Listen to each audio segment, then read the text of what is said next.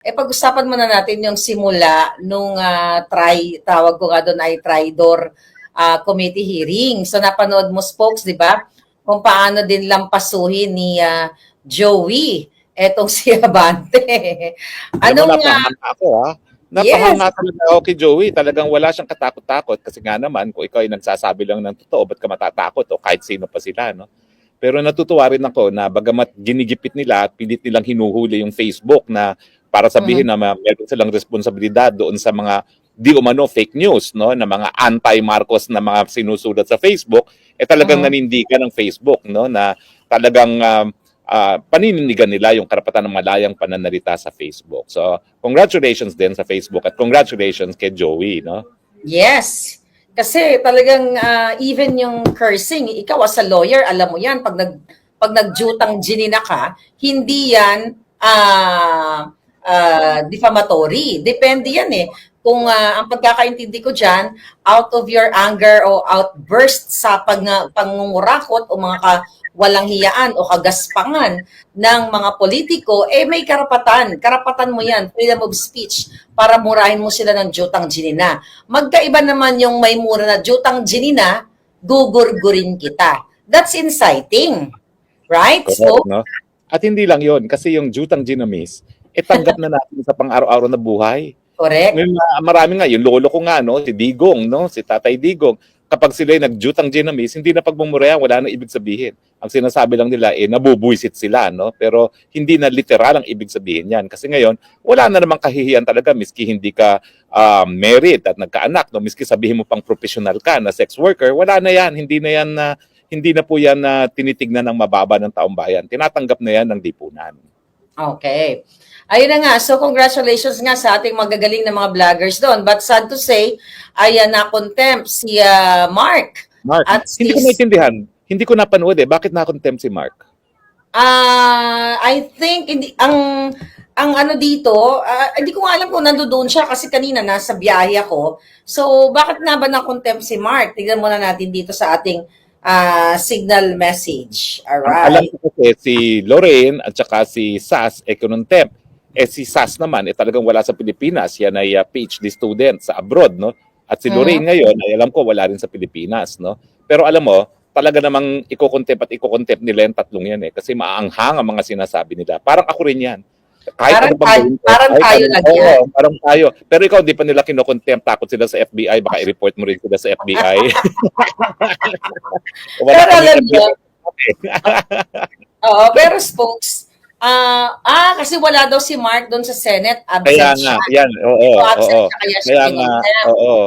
Oo. Pero alam mo, Kaya talaga hindi siya naghahanap din sila ng dahilan. Talaga namang pakukulong nila para manahimik. Matakin mo naman, mapapatahimik mo ba ang Mark Lopez, ang Sasot, at saka ang Lorraine Badoy, gaya ng Harry Roque at ng Maharlika, no? Lalong supirin, Yes. lalong umiingay. So, 10 days daw 10 days kinontempt si Mark. O, wala pala si Mark doon. Well, kung ako sa'yo, Mark, pumunta ka na sa Netherlands. Nali ka na, mag-roommate tayo dito sa Asylum Center. Oh Pwedeng my God. dalawahan dito, oo. Pero At saka, Spokes, syempre, si Sas at saka si Lorraine, wag na kayong umuwi. Talagang wakwakan nyo na ng wakwakan itong gobyernong ito dahil kailangan naman talaga may mga nagwawakwak dahil pilit nilang sinusupil ang ating mga boses. okay. So, spokesman, fast forward na tayo. Talagang kahanga-hanga nga ang pinakita ni Joey doon, ano? At nila Agent Morales, although hindi sila masyado binibigyan ng chance na magsalita. But again, nilang paso talaga nila etong si Abante. So, yun yung nakakatuwa na hindi basta-basta itong mga vloggers na ito. Pero fast forward, etong ang kaibigan pa rin ba natin ito, ang tawag ko kasi dyan is si Mother Pebbles Talaquera. So, obviously naman, ako personally, alam ko naman kung anong pinanggagalingan ni Pebbles. Alam nyo, bago siya bumaliktad, alam ko, nag-usap naman kami niyan. But sa akin lang, nandun ako sa more na naawa ako, Spokes. Pero tilang hindi ko alam kung siya ba ay natutukan ng Jaril or, nawala si Spokes. So, tuloy-tuloy tayo palangga, no? Nawawala si Spokes. So, sa akin lang, balik ka, Spokes. Highly the Virgo forever. So, ang sa akin lang mga kababayan, may mga nag-message kasi sa akin na sinasabi na, oh, Maharlika, nilaglag ka na, okay? O nilaglag na kayo ni Pebbles Talakera. Actually, hindi po kami nalaglag.